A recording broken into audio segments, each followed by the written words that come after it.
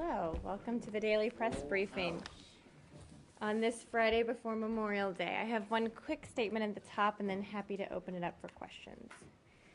We remain concerned about the health and welfare of U.S. Iranian citizen Saeed Abedini, sentenced to 8 years in prison in Iran on charges related to his religious beliefs, especially given reports of mistreatment during his recent transfer from a private hospital back to Rajai Shah prison. We repeat our request for Iran to permit Mr. Abedini to receive any necessary medical treatment and to grant Swiss officials, who serve as our protecting power, consular access to determine his well-being. We again call on Iran to release Mr. Abedini so that he may be reunited with his family. Matt. That's it? That's it. Okay. On that, do you know when the last time the Swiss met with him? I don't think they've ever had access to him. They've never. And I presume that you also would repeat your calls for the release Mr. of... Hekmati and Mr. Levinson to be reunited with their families as well, yes, as we always do.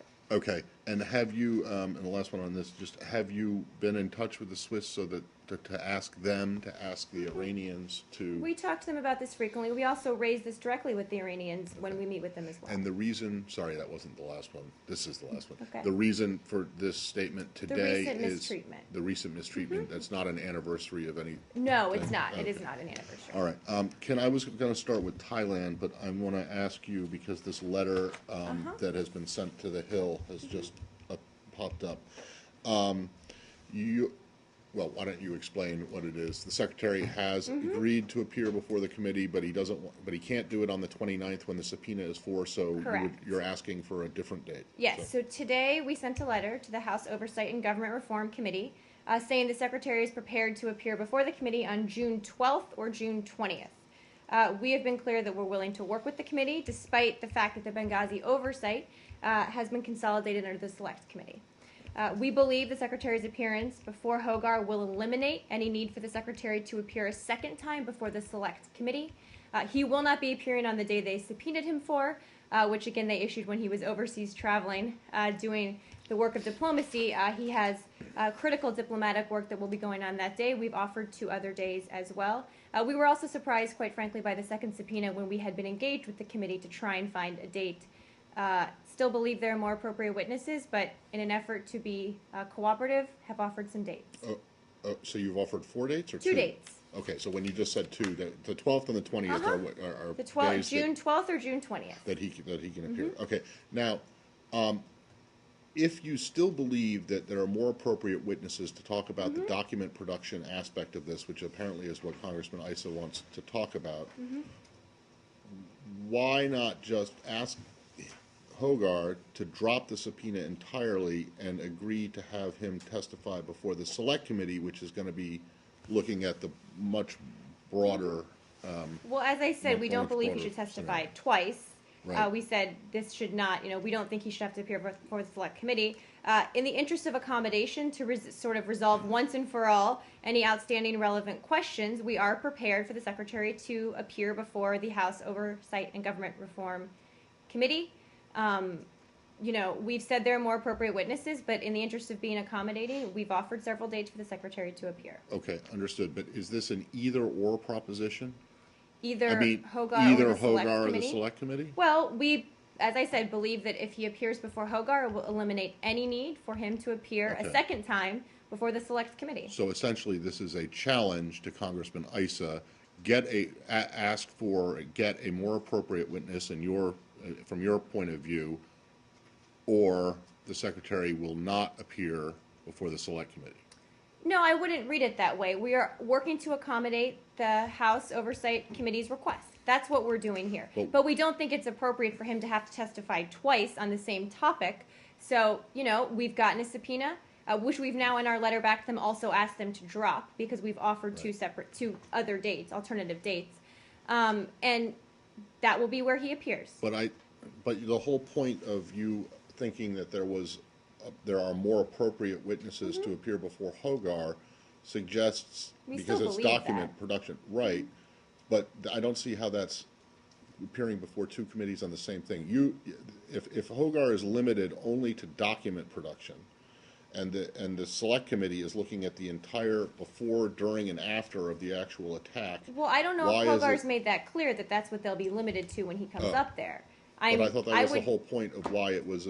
I would let Congressman Issa speak for the point of Okay. why he issued the subpoena. I would venture to guess that there will be questions about Benghazi that are not related to document production. Okay, but am I not correct in thinking that the reason that you opposed the subpoena or him appearing before Hogar was because there are more appropriate witnesses because it related to document production, which is not something that the Secretary of State is normally involved in. Right. Is There that were not two. right? There were really a couple of reasons. One was what you just said, that he's not involved in the document production, and we did believe there were more appropriate witnesses.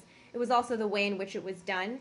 The first one withdrawn. The second one, when we were working with the committee to find an accommodation forward, the second one, as you saw from my statement at the time, released, and then there was a tweet about the State Department with it. It was the manner in which it was done that we also did not find was appropriate. Right, okay, but let me So just. we'll see if they'd like him to testify on the 12th or the 20th. Okay, but would you prefer if they decided not to have him appear at all, and then he would appear before the select committee? I'm Well, not just, we certainly believe there were more appropriate witnesses to appear before Hogar, particularly on that topic. Right. But again, we said he will appear on the 12th or the 20th, and think that takes away any need for him to appear before the select committee. okay, I don't want to belabor this, would be a dead horse, but I'm But you're this- going to. Just a little Well, more. I don't the want to horse venture is to not guess. dead yet. I don't want to So, venture to look, guess what will happen if, in that scenario, you but laid out. do you, if there are more appropriate witnesses to appear before Hogar, do you think that there are more appropriate witnesses to appear before the select committee? I don't mean, want to compare the two or Okay. get into who might appear before the select committee. That's just a process that's starting. What we're doing here is responding to a specific subpoena from a different committee. I don't want to get into who Right. will appear before the select committee and who won't. We're just not even there yet. Well, I understand, but the letter does get into who will appear and Well, who that won't he- appear that in it- terms of the secretary. Right, that he will appear once on Benghazi. Right, okay, so it's either or. We believe if he appears before Hogar, it takes away the need for him Okay. to appear before the So I select don't committee. understand why it's wrong to present this as a secretarial State Department challenge to Congressman Issa to either, look, drop this, don't insist on the secretary appearing before your committee, because if you do, then the select committee is not going to be able to hear from him. Well, I- as we've said, Benghazi oversight has now been consolidated under the select committee. I know. And they can work out within their caucus how they want to deal with this issue going forward. All we are doing here is responding to a subpoena. If they want to decide to withdraw the subpoena or ask him instead to go before the select committee, we would look at that request then. Okay, so But that's not where we are. All right, but you do agree that Secretary Kerry would be an appropriate witness for the select committee, which is covering the whole thing, or no? I'm just not going to say whether he is or is not. All we're saying is if he appears before Hogar, it would take away any need for him to appear before the select committee. I just don't want to get that far down the road. All right. I mean, has he asked to drop ICE's subpoena because he was offended by it? Well, we asked in the letter today, and I have it here in front of me, that we have asked the committee to withdraw its subpoena for May 29th. Subpoenas are for a specific date because the secretary won't be able to make it on that day, which again, they didn't ask us before they issued the subpoena, commanding him to appear. So we've asked them to drop the subpoena for the 29th because he can't appear that day. We've offered 2 alternative dates instead. Can you explain why, as the letter does, why he would not be able to appear on the 29th? There's a couple reasons. Obviously, on May 25th, there are presidential elections in Ukraine. There will be a lot of work on the aftermath of those, diplomatically. Also, we'll be engaged in bilateral and multilateral meetings preparing for overseas travel, including the NATO ministerial in Brussels in early June, a presidential visit to Poland, which is focused on regional security issues, and other travel in the region where we're working on issues from Syria to Libya. So there's just a lot on his plate. We were, when the second subpoena was issued, working with the committee to find an appropriate date, which was part of the reason we were so surprised. And we've offered 2 other dates now. But the secretary will be in Washington. He is scheduled to be in Washington, yes, but he has a lot on his plate that day. Again, we are, in the interest of accommodation, have offered 2 alternative dates to the House Oversight Committee. Not related to this. And I'm sorry that I'm belaboring this, but Okay.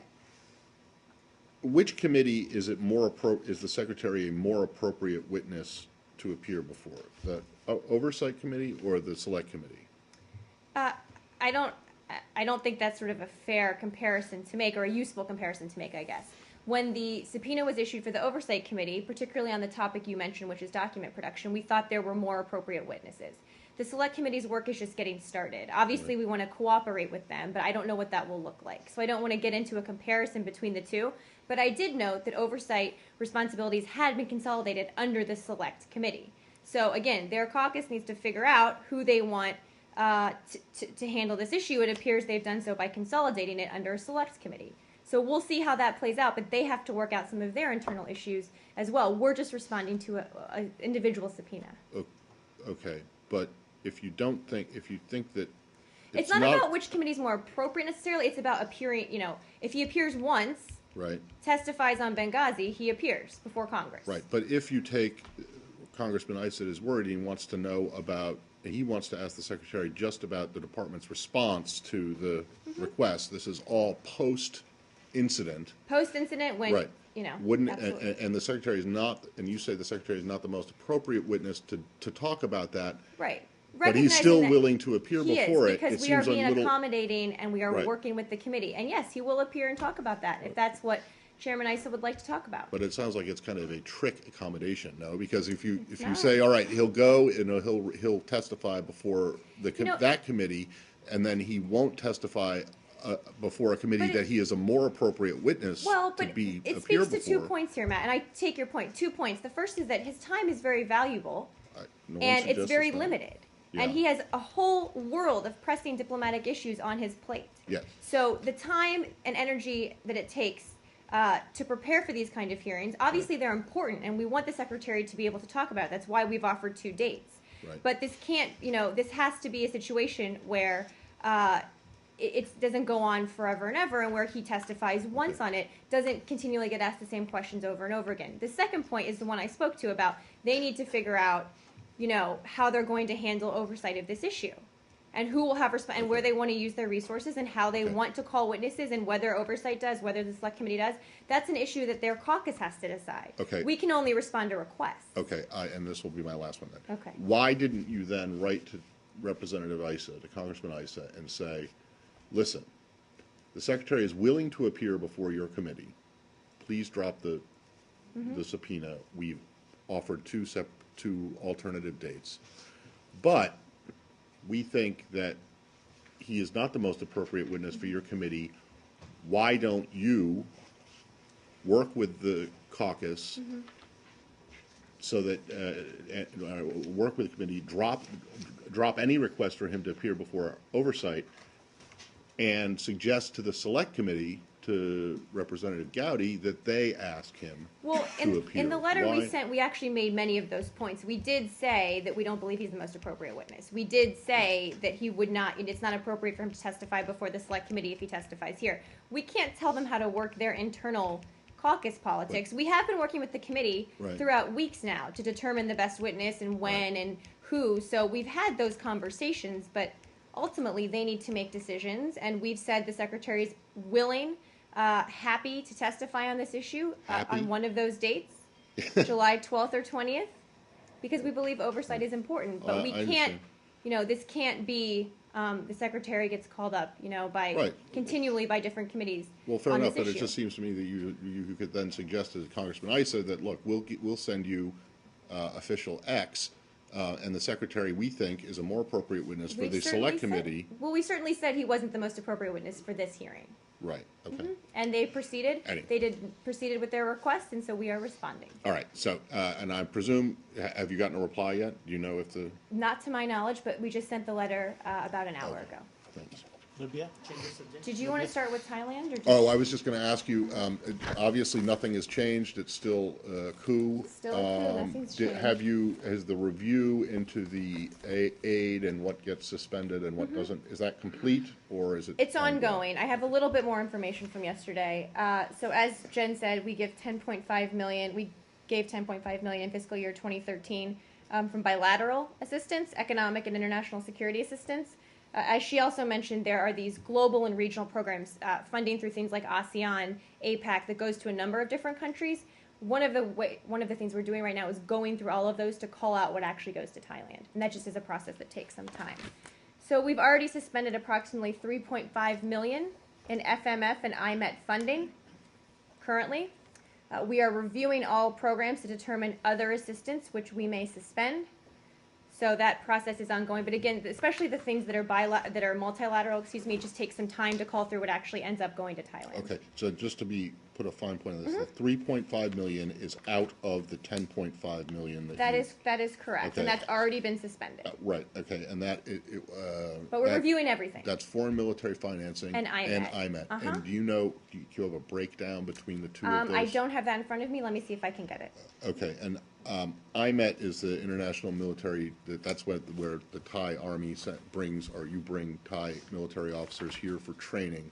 Do you know how many people that was, last year? Let me see if I can get I mean, some numbers. I are don't know. are there any Thai, this is a State Department program, right? It's not DOD.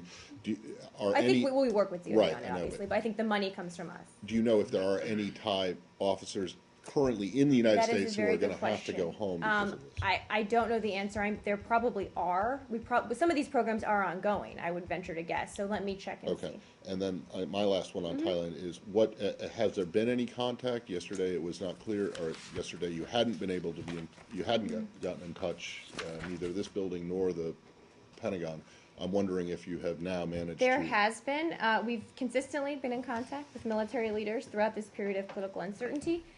There has been contact. I'd refer you to the Defense Department for specifics So on that. that's where it's been. Uh-huh. Okay. Yep. All right. Thank And you. what kind of contact was that about? A message to say? Yeah, the Defense What you Department can think of the speak to what the specifics, but broadly speaking, it's the same messages we've been sending from here, that we urge the immediate restoration of civilian rule, a return to democracy, and obviously respect for human rights during this period of uncertainty. Will we go to Libya? Anything else on Can I Thailand? just ask about, when you talk about the suspension, Uh-huh. that's financing that's already been allocated for this year. For fiscal year 2013. Anything else on Thailand? Yes, we can go to Libya, Saeed. Okay, to begin with, the statement that you just issued in conjunction with the EU... The joint statement, The joint uh-huh. statement and so on. You say in the statement that you support a political process. Are you supporting the election that is designated for the 25th of June? Is that what you're doing? Well, what we've said, and I have this, let me just pull up the statement in front of me here. Yes, is that we support a political process here, that there's not anything else but a political solution moving forward. Obviously, what that looks like is a decision for the Libyans to make themselves, but and we don't obviously support one party or another here. Okay, I understand, but it doesn't say this specific elections. Do you support Are you talking that? about the parliamentary elections? Right, the Well, parliamentary we election. do think that they need to hold inclusive parliamentary elections as soon as technically feasible. Note that there was an announcement from the Commissioner of the High National Electoral Council that elections could be organized on June 25th. So obviously, we think this is important if they can do these in a technically feasible way, that they happen as soon as possible. No, I know in the statement you also call on all sides to refrain from violence and so on. Absolutely. But is there some sort of an implicit support for former General Khalifa? Not at all. Khalifa Not Haftar? implicit, not explicit. Okay. No. Are you coordinating with other countries in the region, such as Egypt, who is apparently aiding his effort? Well, as I said, we're not supporting any one person here. We're coordinating with countries in the region, and as you saw with our partners in Europe on this as well. But I don't have any specifics in terms of what you asked about there. The statement also says that the US and its European allies are prepared to facilitate dialogue. Can you give any more information? That would mean upcoming talks between Yeah. who? Obviously, we think dialogue is what needs to happen here, and as you note from the statement, if we can help facilitate it in some way, any of us, right? I don't have specifics on what that might look like. It was an offer that was put on the table to help. Sometimes it's helpful to have other people facilitating. And do you know how the statement came about? Was it were there calls made? I do not know how the statement came about. The secretary has spoken to a number of. He spoke again to the German foreign minister today. Has made a number of calls. Spoke to Foreign Minister Fabius on Wednesday. So obviously he's had a number of calls that touch on this in some way as well as other issues. So I can see if there are more TikTok details for you. It is safe to expect that this statement came out in London and in Washington and in Rome all at the same time, correct? That's my understanding, yes. It is a joint statement. And Brussels as well. The EU. Yeah. Don't forget about the EU. EU. Yes. Anything else on Libya? Yes, please. Wait, let's go to Libya and then we'll go to Afghanistan. Yes, in the statement it was mentioned with the support of United Nations. Is the Arab League excluded in this process? Because the other day it was mentioned, Jane mentioned that Secretary Kerry called El Arabi, one of the calls on Wednesday or Tuesday. On Wednesday. Yes, and it was mentioned that it was mentioned from Cairo and other places in Arab media that there is a chance to have a Arab League envoy to go to Libya, and he canceled that trip today. Okay, let me check with our folks and see what the status of the Arab League's role is here. I don't think there was a specific reason it wasn't included, but let me check. The other question related to this General Haftar and whatever he was mentioning in the media, and it was not clear if you agree with him or not. It doesn't matter if you have contact with him or not, that he has a role in confronting Islamic militants, in particular Ansar Sharia, who are in charge, or they were accused of attacking the Benghazi consulate. Do you have anything to say about that? About what specifically there? About specifically, do you agree that what he is doing is that? I'm not saying, do you agree what he... Well, we're obviously watching the situation and determining all the facts on the ground. It's a very fluid situation, as I know you all know from the past days and weeks now. And I'm not going to do any more analysis on what this gentleman is doing. We haven't had contact with him recently. We're not supporting any one group or one faction or one party. What we need to see is dialogue by all sides here. And again, if there's a role any of us can play, you saw that offer being made today. So when you say dialogue, I mean, are you in touch with all the people over there, or the people who are in charge? Yes, Secretary Kerry has talked to a number of our international partners, Ambassador Jones, Ambassador Deborah Jones, a range of department officials have spoken to our Libyan interlocutors to discuss the issue, talk about how we can find a path forward with dialogue. Obviously, this is something that's of great concern to us. So what is your first, let's say, what is you are expecting first to be done in the first step, as a first step? Well, first, there needs to be no violence here. There needs to be a non-violent path forward with dialogue. Obviously, we've said this is tough. We knew that Libya was going to go through, ups and downs in the aftermath of their revolution. But this needs to get to a better place for the people of Libya more than anyone else. I spoke to Saeed's question about elections, holding parliamentary elections. The Constitution Drafting Assembly, which is democratically elected, has already begun drafting a constitution that will really codify principles of democracy. So these are all steps. I don't have an order for you, but all steps that need to happen. The reason that I'm asking this is that how do you describe the role of United States at this particular issue? Is a mediator, facilitator? No, I wouldn't. I don't want to put a word back. I wouldn't use either of those words. Obviously, we're talking to folks on the ground to encourage dialogue. We're working with our international partners, as you saw in the joint statement today, to help push Libya in a better direction, but we can't make decisions for them. Obviously, we're very deeply engaged because we believe it's important for Libya to come back from the brink here and get back to the dialogue table and choose a better future. But again, we'll see what that looks like going forward if there's a role we can play. Yes, she'll be back soon. She was on previously scheduled travel out of the country. Yes. On Afghanistan, seen the terrorist attack on the Indian consulate on Herat. What do you make of? Do you suspect anyone behind this? Do we suspect anyone behind it? I don't have anything in terms of who perpetrated this attack. Obviously, you probably saw the statement from the embassy condemning the attack, noting that Indian and Afghan security forces performed courageously in stopping the attack. I believe that no one but the attackers was killed. There were some injured. And obviously are concerned about these kind of situations, and we'll keep working with folks there on the security situation. Just to follow quickly. There were some reports in Afghanistan and Pakistan that those groups are sending a message to the the new administration is not yet there, Mr. Modi, the Prime Minister, that the message is for him and for his administration, because he made some tough statements on the terrorism and terrorists, that when he comes, he will be tough on terrorism and terrorists, and we don't want anybody to attack us, and we will not attack anybody else. Well, I don't want to guess at what the motivations of terrorists like this are. I guess I'll let them speak for themselves there. I don't know what was behind the attack. Obviously, we've seen other horrific attacks like this in Afghanistan, and believe that Afghanistan has a better path forward here, and we'll keep working with them on security. And finally, madam, this is the third time that Indian mission or even embassy had been attacked in Afghanistan, and even the civilian workers. So there's a fear now in the future for those who are there as diplomats or even the civilian workers working there. Mm-hmm. So how they will be protected when the U.S. has announced already to be out of Afghanistan?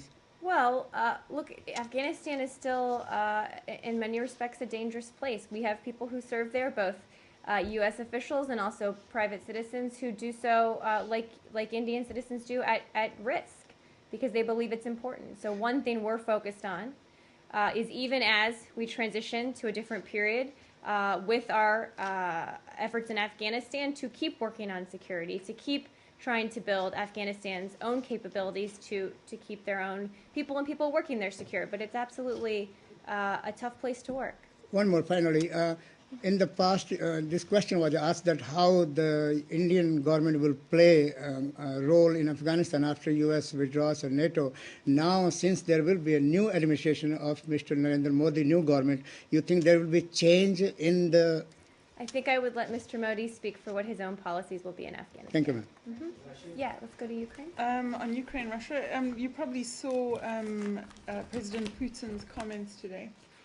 In which he said, we will treat the choice of the Ukrainian people with respect. Mm-hmm. Is that your reading that he's going... What is your reading from that? He also says that he wants better ties with the West. I mean, there were mixed messages in that speech, but overall, did you get a better sense? A good way to put it. Well, look, on the first question, we would welcome Russian acknowledgement and acceptance of the election results.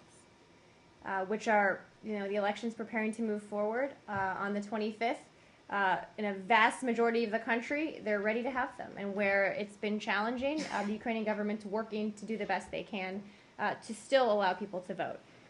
But at the same time, we would encourage Russia to use its influence with separatists, to urge them to cease their violent activities and lay down their arms. I mean, we've seen, particularly in a couple of places in the east, these separatists trying purposefully to disrupt the elections with violence, taking over of government buildings, taking, ballot boxes, taking voter registration lists. So if they will recognize the results of the election, that's a good thing, but they need to call on their the separatists that they have influence with to not try to disrupt the elections. You kind of can't have it both ways. So it wasn't enough to satisfy you that he's... Well, no, I mean, I did say that if they acknowledge and accept the results of the election, that would be a good thing. And your second question was? Well, can I have another follow-up on this one? The one is regarding a pullback. Russia says it's pulling back equipment from the border.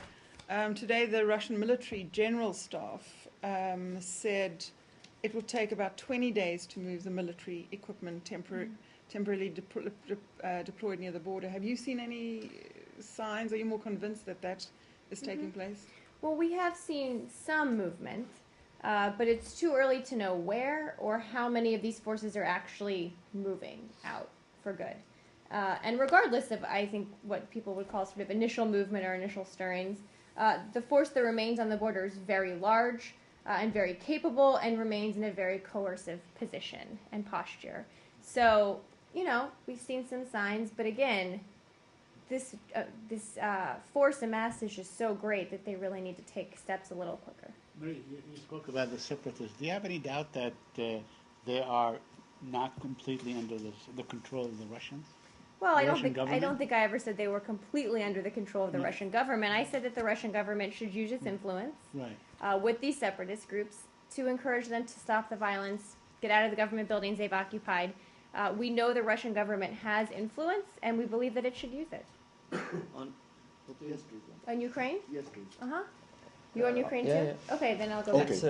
It's about the follow-up to her question that Putin actually also said some comments on President Obama. Have you got any reaction to that? I didn't hear those. What did he say about the president? I actually didn't hear them. I didn't hear the ones about President Obama. He called her, and anyways, so. Oh, I'm sorry, I really didn't see them. I have one on. No, Wait, hold on. He had one on Ukraine too. Ukraine? Yeah. Yes. You said that you are concerned about the possibility of disruption of the elections. What other concerns do you have about the process itself? I mean, it's like the participation, the number of the participants, or all these things. Well, I would again note that in a vast majority of Ukraine, preparations are on track. A vast majority of Ukraine is quite frankly calm. So this is a very small portion, and particularly in 2 cities in the east, where separatists have kidnapped poll workers, they've threatened poll workers, they've stolen official documents, and the Ukrainian government is working on alternative solutions to make sure people can vote in these areas. So again, I would reiterate that it's a very, very small number, and I actually have a number here. I think there are 213 district election commissions nationwide. Does not include Crimea. Obviously, that's a little bit different circumstance. And according to the Central Election Commission, only 18 of these commissions have been unable to complete much of their prep work because they're in these 2 cities where the separatists have really tried to disrupt them. So that is a very small number. Would reiterate how most of Ukraine, a vast majority of it, is really ready for these elections. My second question is regarding the outcome of the election. First, do you have any concern about the outcome of the election? What do you mean? I mean, about the who is coming up, who is coming down? I mean, it's with the outcome. Well, we certainly will support who the Ukrainian people, working with who the Ukrainian people choose. And the other question related, do you believe that this new election, the outcome of the election, is going to change the reality on the ground or not?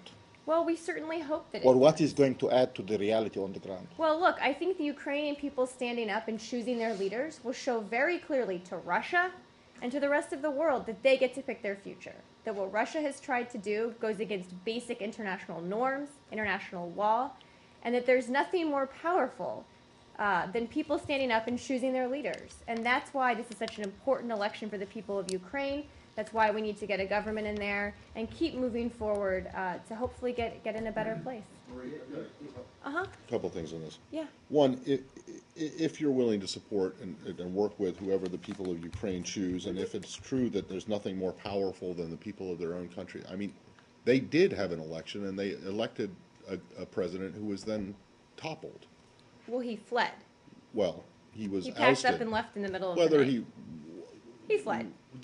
Yeah. The circumstances of his departure are not really, I don't know if they're germane to this discussion. The point is that the people of Ukraine did vote and it did elect him. And then, well, but there was also a process by which he was removed from power. Right. That's part of their Okay. own internal So- political process. So that was done through their political process. Okay, so so again, you would reject the idea that President Putin again raised today that there was a coup. Absolutely.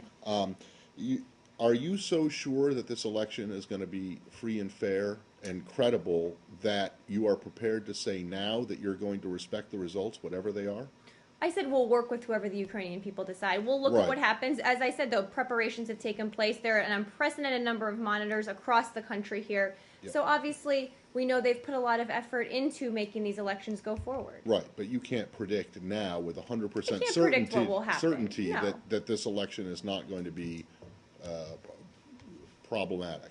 Well, I don't have indications that it will be. Right. So I don't But- want to give the impression that I do. Right, but We know that there are separatists trying to disrupt the election, Right. particularly in parts of the East. That's a huge concern for us. But one of the reasons I noted this vast majority of the country that's calm, that people aren't trying to disrupt it, where people are going to go to the ballot box on the 25th Right. and pick their next leader. right, but if you can say with certainty that if they, meaning the Russians, acknowledge and accept the results of elections, that would be a good thing. Yeah. That would seem to suggest that you already believe or already are pretty sure or already are 100% sure that everything's going to be hunky-dory and fine. I didn't No? say hunky-dory and fine. Well, but not but- when we've seen but the there's kind a- of violence we've seen How against about- poll workers. But that again, 100% certainty, that's ridiculous to say. right. But what I have said is that, look, Ukraine is ready for this election. There are people trying to disrupt it. The Ukrainian government is trying to take steps to make sure those people in those small areas can vote. But Ukraine is ready for this. There are going to be monitors there. They've set up polling stations, a vast majority of the country, they're ready for it. Okay. That's what I can say. All Is right. there anything that could happen that would dissuade you from recognizing this thing as a fair? I don't what do you even want to venture to guess Right, about but that. the supposition or the assumption that you seem to be making is that the Ukrainians are going to go to the polls. They're going to elect they're going to vote for a candidate who is pro-Western. I'm shall not we making say. that assumption. I'm saying Well- that what we've always said is we don't support one person or one party or one Okay. candidate. We support the process and the Ukrainian people, Right. not us, not the Russians, no one else picking their leader. And so once again, I just want to make sure you reject the idea that the process that drove or that ousted or removed Yanukovych, that The was a process where legitimate members process. of his own party that voted was to remove a him from legitimate power. okay. I reject All right. that notion. Gotcha. Yes. Okay. One more. This is a follow-up to this question about these journalists that are detained. This morning, the State Department hosted a Google Plus hangout on the election, and this subject was raised. And one of the participants in it, who is a woman who is affiliated with a pro-democracy group in Kiev, Okay. rejected the notion that these people are legitimate journalists, which is something that you guys have at least raised questions about. I don't know if you've made a decision or not, but she called them information terrorists, and said that I'm sorry, I didn't see the hangout. okay. Sorry. She called them information terrorists and suggested that they weren't reporting news, that they were intentionally distorting and lying and giving a 100% wrong impression in the Russian media about what was going on. And I'm just wondering if you agree with that assessment. I don't think I would use the term that she used, Okay. to be fair. But what we have said about these two journalists who are still detained is that they had fake journalist credentials and they had weapons in the trunk of their car. When Are you're now sure of that? Because before it was reports that... It's reports, yeah. I mean, I don't have any evidence to the contrary. We're still looking into all the details, to be clear. Okay, do you know if the Ukrainian authorities have gotten back to you on your request? I'm operating under the assumption that, based on what Jen has said earlier, that you talked to the Ukrainians and said, look, if these guys are legitimate journalists, Yeah, you should let them go. Is Yeah, that correct? absolutely. But do you know if... I think that we called on them to investigate it. I don't know if we've gotten an update from them Okay. on this.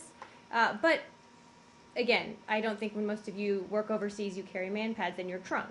But separately, on the second part of your question, not specifically on these journalists, but we have seen an incredible amount of propaganda. We've talked about it a lot. The secretary's mentioned it. We've talked about it here. I'm not talking about these two journalists because I don't know the details there. But it has been a concern. Right. Absolutely. Are But you- we don't think people should be thrown in jail for it. You don't think people should be thrown in For jail propaganda. Now, again, we've asked them to look into this case. If they're Right. legitimate journalists, they should be let go. But again, then you mentioned just a little while ago that they were found with with weapons in their trunk. You're 100% sure that's the case? I didn't say you're all about percentages today. Well, I mean, That's the report we received. Again, Right. we're still looking for the Ukrainian government to investigate it. I don't Right. think we have But- 100% on all the facts yet. If it turns out that they were legitimate journalists, we've said they should be released. Okay, and then just the last one on this is this fake press pass idea for fake credentials. I mean, these were credentials that were issued by The Donetsk People's Republic, right, which you does don't, which you not exist. which you say doesn't exist. But you know, reporters in a lot of different war zone situations have to travel, have to get passes from various militia, various whoever. That's true. And that doesn't necessarily mean the credential is fake. I mean, the Donetsk People's Republic, whether you recognize it or not, believes that believes that these are Who is the legitimate Donetsk People's credentials. Republic? Well, I don't know. But Right. I mean, that's. but you know, look, in Beirut there were militias. You know, there were neighborhood I understand, militias but I that don't you think had to those have reporters a safe. in Beirut had man pads in their trunk. Well, either. I don't. Maybe. But so there again, you just said that they had man pads. In their I trunk know. that I you said I don't think reporters in Beirut did. Right, but that means that. That But then you there were suggest that reports these that ones they did. Yes, we said I there don't were know if they did that I- or not, but you're saying that it's a Matt, fact that they Look, did. the point on this is yes, they had credentials that appeared to be fake, and I understand how when journalists are operating in dangerous places, there are different credentials. I totally understand that. I'm not sure that's what we're talking about here. That's Okay. why we've asked for more All right, facts. okay, and you, as far as you know, you haven't gotten them yet. That's my All right. understanding. I'll see if there's an update. Okay, thank you. Oh, wait. Staying on Ukraine. Okay, staying on Ukraine. Yeah. So I didn't want to, use my memory. Oh, now you're gonna read. In an interview with in Saint Petersburg, he was asked about that President Obama is saying that he's lying about Russian involvement in Ukraine, and he said, "Who is he to judge?" And that if he wants to be a judge, why doesn't he find a job in a court or something like that? So, do you have any reaction to that? Well, first I would say that as the leader of the United States, he cares very deeply about international law and international norms. That's a big part of his job. As the leader of this country, as our commander-in-chief, as someone who goes to the UN General Assembly every fall and talks to the rest of the countries in the world about how we all live up to our obligations and how we all play by the same rules and how we uphold international norms. So I think that that's an exactly appropriate thing for him to comment on. And I would take notion with the fact that there's no Russian involvement in Ukraine. Pull the rest of your troops back then. But Put your money where your words are. Come on. The troops are on the Russian side of the border, correct? There are a number of troops amassed on the Russian side of the border. They've also annexed Crimea, which is part of Ukraine, and the separatists, the pro-Russian separatists, wreaking such havoc right now in the east, have a great deal of influence, are influenced a great deal by President Putin and by the Russian government. So I think it just defies logic. A lot of things he said in that article do. And about your sanctions, he said that, why? Because you don't get to break the rules and get away with it. That's not how it works. In 2014, you don't get to annex another country's land, amass your troops on the border, create instability, which, by the way, he also said something about how Crimea is unstable today because of our actions. Well, Crimea was stable before Russia annexed it. Let's remind people of that. It was calm. This all happened because of what the Russians did. So I think that something that's very important to us, again, is the notion that there are rules. There's international norms, there's international law. And if you break them, there will be consequences. And what you've seen with Russia is the rest of the world united in saying that's not acceptable and that's not okay. And to be fair, there will be further consequences if this action escalates or continues. Are these sanctions going to affect the deal with China? The gas deal? Yeah. Our sanctions? I don't know how ours would. I mean, you heard the Secretary speak about this in his press avail in Mexico. This is something they've been talking about for a decade. Don't really see it related to this. But I think what you have seen is Russia increasingly isolated from the rest of the international system by our sanctions, by EU sanctions. You really have seen them start to be cut off. And that's not what the Russian people want. That's not what's best for the Russian economy. And we've said if there are further actions, we're looking at other sanctions, including sectoral sanctions. We have seen them become more isolated. I mean, President Putin just had a huge international conference. Their economy has become much more isolated. Their credit ranking's gone down. Right. They aren't able, their their currency is falling. They aren't able to do business in many places they wanted to be able to do before. Yes, and that will increasingly become the case. Businesses don't want to do business there. They can bring people together for a conference. That doesn't mean people will want to do business with Russia today. Okay. Well, I mean, that may be the case. Yeah. I just don't know. Is there anything you have to back Well, I that think up? the statistics we've seen from their economic indicators have Right. been increasingly negative since this started. So Right. Well, I mean, I noticed. I haven't seen anything tangible to come out of the St. Petersburg event in terms of changing their economic outlook. Well, I mean, they just signed an $800 billion gas deal with China. So- Right, which they've been talking about for 10 years, and again, doesn't Okay. change our No, I know. assessment of their economic situation. Right. Okay, but you're not aware if there are new statistics that would show this isolation. I think we've seen it in the statistics for the last few months. I haven't seen anything otherwise, no. Right, but what I'm talking about is I haven't heard from, at least from the U.S. government, from you guys or Treasury or the White House, any news. I mean, after the China gas deal went through, I mean, at least I don't think Gazprom it has- stock went up. I don't think it's changed our long-term or medium-term projections about the Russian economy in any way. And I think one thing to keep in mind is in some ways this is a medium-term and long-term game, right? That the Russian economy, the longer sanctions are in place, the more damage they do to your economy. We've seen that other places as well. Like you're referring to Iran. In one instance, yeah. So the longer sanctions are in place, the more damage they do, the more isolated you become. We put more on, other countries put more on. And that's not the direction that we think is best for the Russian economy, but that's their choice to make. Are you concerned that this gas deal may actually bring the Russian and the Chinese much closer together, and they can actually ally themselves with countries like Iran and other places? I think that's a really simplistic read of it, Saeed. I think this is something they've been working on for 10 years. It's a business deal, quite frankly. Russia needs, some of these resources. So I don't think in any way geopolitically or strategically it changes the question you asked right there. Yes, change subject. What did the Secretary mean last night at the speech when he said only the US is offering assistance to help Nigeria find the young woman? He also said other countries not only aren't they invited, but they didn't even offer. It's a bit strange to say that when UK, France, Canada, and Israel and he wasn't referring to, right. So he actually said this at Yale as well. So he mentioned this in his Yale speech as well. He was really referring to the high-level engagement by the U.S. Around the world. It was a broader context, right? That in many places we are the partner of first resort to help other countries, and that countries like Russia and China haven't offered support to the Nigerians here. So he wasn't explicit in naming the countries that hadn't. Obviously, he very much values the work of countries like the UK, France, Canada, and other partners. It was in no way intended to slight their contributions. It really was to say that the United States plays a leading role in all kinds of situations all around the world, in close consultation with our partners, when other countries that claim to be powerful players in that respect don't offer to help, like Russia and China. You change topic? This is gas deal, Wait. How much aid have you guys provided to the floods and to the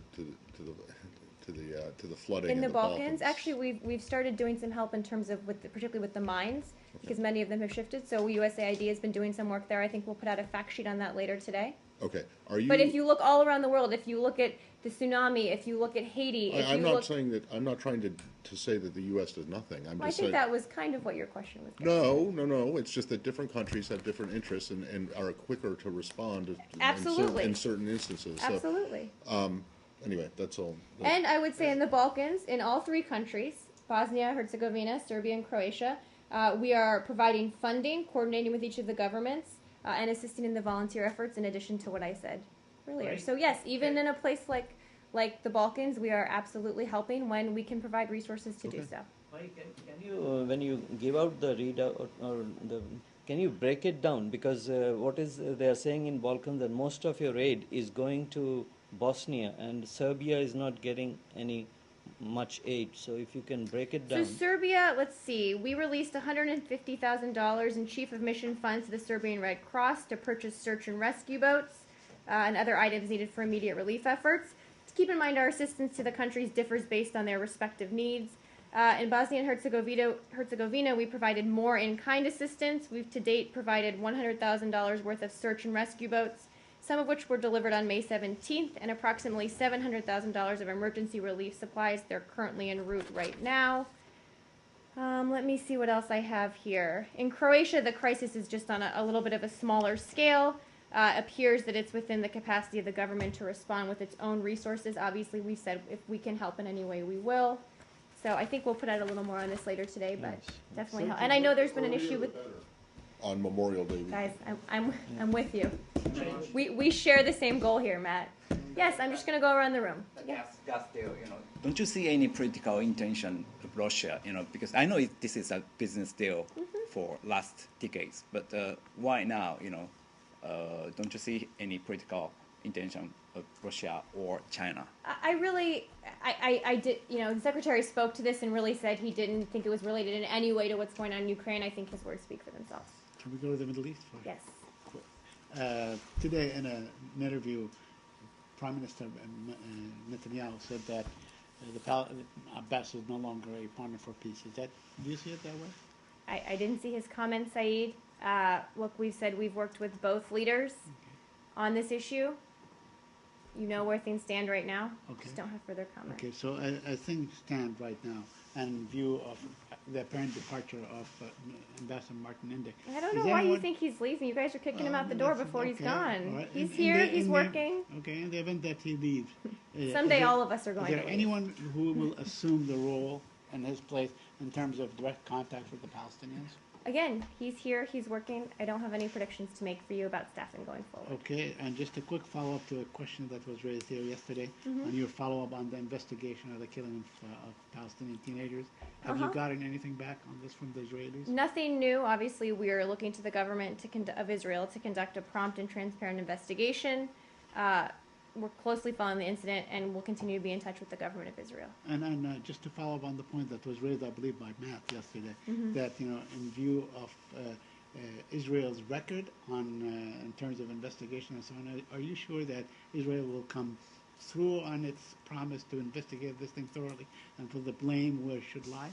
Well, again, we're looking to them to conduct a thorough and transparent investigation, and we'll keep talking to them about it. Yes, I'm going to go and then. Pakistan, in the last few weeks, Uh-huh. Pakistan military has launched attacks against the terrorists in the tribal regions, including airstrikes. Reports say that around 60 terrorists have been killed.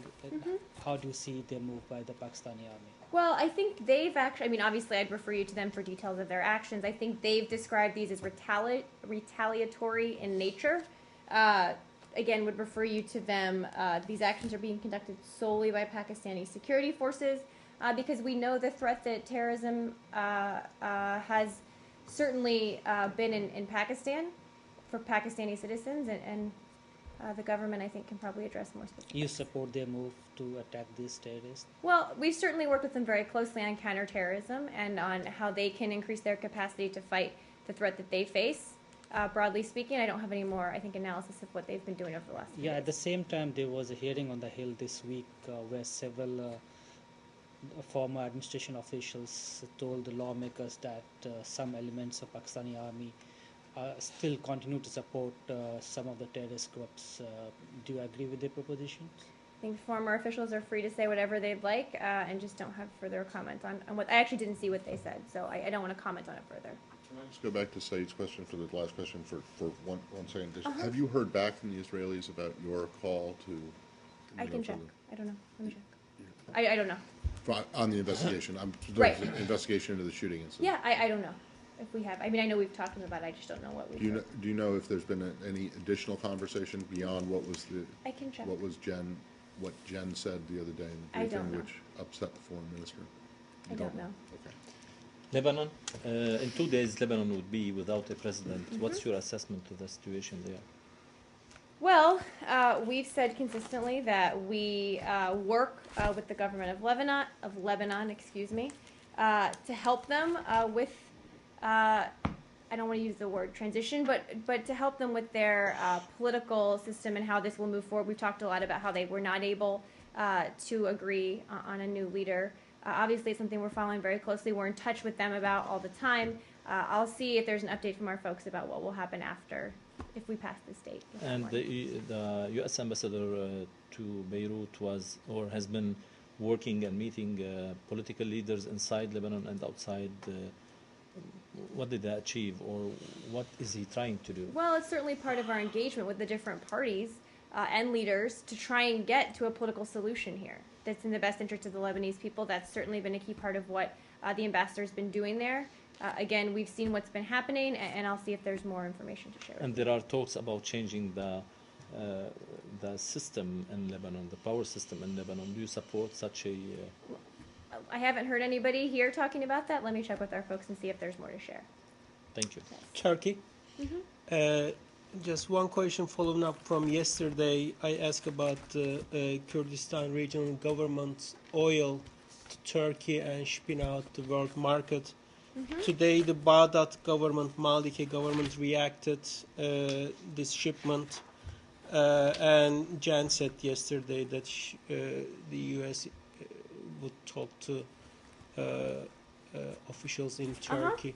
Do you have any follow-up on this? Well, as I think she said yesterday, but look, what needs to happen here is that the parties need to come back to the table and talk about getting an agreement in place, and that no one should take any steps until there's an agreement in place. So obviously, we've seen some steps being taken separate from that, and we would not support that. We've been very clear about that for a long time. I don't have specifics in terms of who we've talked to about this issue, but I know we've raised it. Okay. On Turkey, again, yesterday, first of all, since yesterday, there have been protests and 2 people already died in these protests, and they are going on tonight as well. Do you have any comment on this? Have you seen? Yeah, we're closely following the reports of what's happening. Obviously, very saddened by the loss of life that we've seen. And urge all sides to exercise restraint and avoid violence as they participate in these protests or in terms of the response. So today, Amnesty International released this statement regarding these 2 killings, and according to reports, according to Amnesty International, one of them died with tear gas canister in his right eye, and the other one was with live ammunition. Yesterday, I asked this question whether U.S. is reassessing its policy selling Riyadh control equipment such as tear gas to Turkey, and Jan stated that there are certain standards that should be held. And that they're a NATO ally as well, obviously, which plays into some of this. And to my knowledge, I don't know if people are reassessing this. I'm happy to check with our folks and see.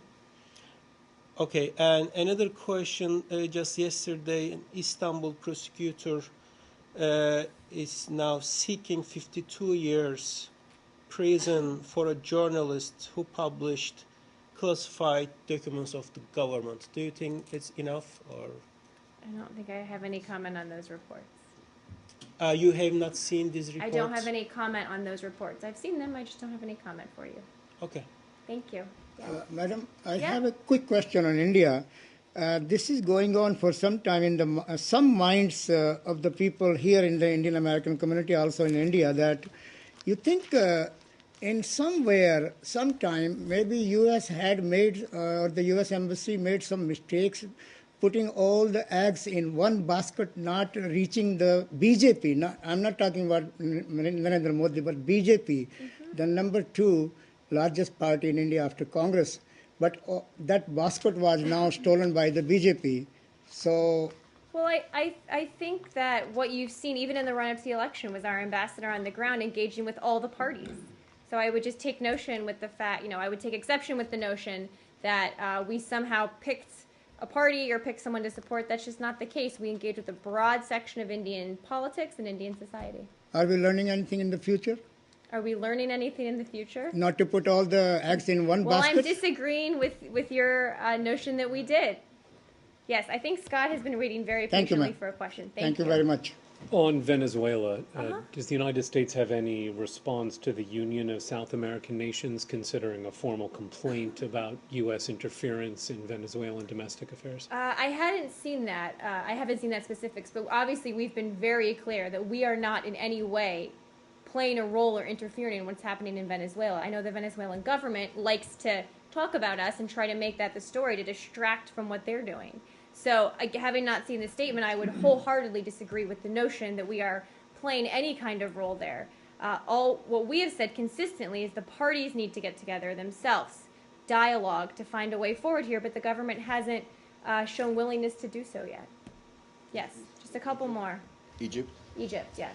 Yeah, in a few days, Egypt is going to see witness the presidential elections. There's a lot of elections happening right now. Yeah, I mean, that's why even my questions... Put on your seatbelts, people. Democracy in action. And my questions will be like even similar to what I asked about Ukrainian elections. First, what are your main concern regarding the process of the Egyptian elections? Second, do you have any concern about or expectation from the outcome? And third, do you think that the outcome or whatever is coming out of this election is going to change or will help to change the reality on the ground in Egypt? Well, we don't know what the outcome will be. to be fair. And we don't support, as I've said a number of times today, any one party or any one person or any one group. We've urged the government to make sure the elections are fair and transparent. We have noted over many months now the shrinking space for dialogue, for peaceful protest, for freedom of the press. So we've certainly noted that the environment right now hasn't been as open as it should be. And what we've said consistently is that Egypt needs a different path forward, that they need to keep going down a path, that they need to embark on a path going forward that is more open, is more transparent, adheres to certain democratic principles, judicial principles, doesn't lock people up just for expressing dissent. So we certainly think there needs to be a different future, absolutely. So, And we'll take a look at what happens in the election and make a statement after. so now on what you are happens. in status of wait and see? Well, we've certainly been engaged with the different parties in Egypt to encourage a fair and transparent election, and I think we're going to have some observers there as well. So we'll see what happens and then make assessments about what happened. I don't have any predictions. India? Yeah, I just have time for a few more, guys. India? Yeah, and then we'll go to Syria. Have you seen these reports of a Republican Party leader appearing at an event with the BJP leaders and lambasting the immigration bill and giving all the negative thing that India is going to lose this The American immigration bill? Yes, and which was passed by the Senate in last year. Yeah. And that the House we is now don't have looking an ambassador. So the first event that took place in Delhi was a complete negative image of USA. I hadn't seen. Do you know who the member of Congress was? No, it's not member of Congress. A Republican Party leader. Okay, I haven't. I can send you the. Send it to me, and I'm happy to take a look at it. Okay. Thank you. Syria. On Syria, have you seen the opposition? Well, opposition activists have posted a video of what they say is chlorine gas floating through the streets of a Syrian village. Have you managed to see this, and is it? I know have you some folks have authenticated? seen it. I think obviously, like other reports of possible chlorine use or other use of things like this, we take them seriously and look into them. No, I don't have any assessment of it yet. No assessment of it yet. Uh-huh. And also, is there anything further as far as the so-called raw data that Secretary Kerry said he saw? And Well, nothing further than what we've said. Obviously, there are reasons we believe this could be credible and why the OPCW is looking at it right now. South China Sea. Uh-huh. Oh, one thing, Okay. how do you describe the current situation of the South China Sea? Secretary Kerry urged China to stop unilateral Yes. introduction of oil with numerous amount of vessel. Do you think China took some constructive movement action after that? Well, we have seen what I would call at this point a pattern of unilateral moves by the Chinese government in the region. We've talked about them with the oil rig. We've talked about them in other cases as well. And what we've said is this is not the way we need to do business there, that we need to resolve disputes through diplomatic means. Again, going back to this notion of international norms, international rules of the road. There are ways we manage disputes, and it's not by provocative actions. It's not by escalatory actions. And unfortunately, we've seen China take a number of those steps recently. We're working with them, talking to them, and to our other partners in the region about how we can maybe get to a better place. And then Scott has one, and then Matt, you're going to finish us up. Scott, and then Matt is bringing us home today. Bahrain. Yes. The human rights activist Nabil Rajab is nearing the end of his prison term. Mm-hmm.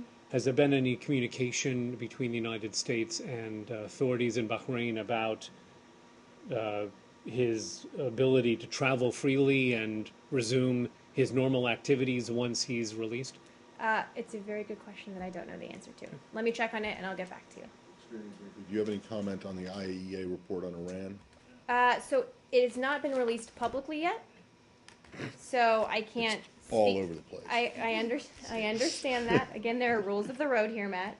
Let me see what I do have. Yeah, obviously can't comment on the substance because it hasn't been released publicly yet. Have urged Iran repeatedly to cooperate fully with the IAEA to address issues. And there was an announcement, I think, on the 21st on next steps under their framework for cooperation. Right. So. By not released publicly, you mean the IAEA hasn't put it out? There's a process. to Because this. all you have to do is like type IA I into the understand Google that, search but and it'll pop up. as a member of the IAEA, I cannot comment publicly on All the right. report. Secondly, do you have any reaction to this Egyptian no-fly list, or the Egypt putting this prominent author on a no-fly list? No? Let me see what I have. What's the name, Matt? Let me see. I don't have it with me. I don't think I do. All right. I can get And it. the last one, and I'm sorry if this was Saeed's question, I had to answer an email while he was asking the first part of his Mideast question, Okay. which was about the Netanyahu interview. Was the question about unilateral action? And the response, your response was you are opposed No, to? his question was about President Abbas being a partner for peace. Yeah, all right. No. there was a In private the statement. interview, Right. the prime minister said that there was an increasing move inside Israel, inside his government, and among popular opinion for Israel to take unilateral steps in the absence of there being an active peace process. What's the U.S. position on this? Do you believe that that's still a bad thing, which you had for years and years and years said unilateral steps by either side are not good? So, and that they had to be decided by negotiation. Do you still think that that's? We still think that, and look, without having seen the interview, obviously, we don't think either side should do anything to complicate efforts right now to build the trust necessary to resume negotiations. So, I think I'd probably leave it at that broad statement for you. Okay, so but just to put a fine point on it, you don't. Our position think, has not changed. And you don't think that in the absence of there being an active peace process that. Well, that, we think that it we would would be like to okay resume for peace I negotiations, understand. and we think that both sides should take steps to make Right. that possible. But because this last effort, I won't say failed because I know you'll disagree with me. Because this last effort did not result in success. Is in a pause at the moment. Has not yet resulted in success. Has not yet resulted in success. Until it resumes, but in the period between now No and one whenever. should take any steps that undermine trust, All right. including unilateral action. Great, thank you. You are welcome. Have a nice weekend.